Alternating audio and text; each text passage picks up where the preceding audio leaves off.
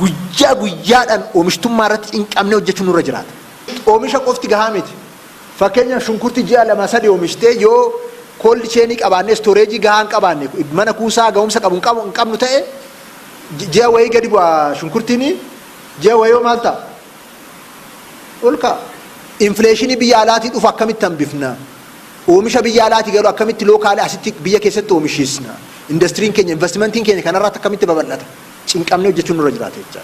Amma fee halkanii guyyaa namni akka hojjetu goonee yoo namni hin qusanne namni yoo xiqqaate waan oomisha irraa parsantii 75 sadarkaa inni qusaturraan hin geessisu taanaan weelziin hin uumamu achumatti gangalatta.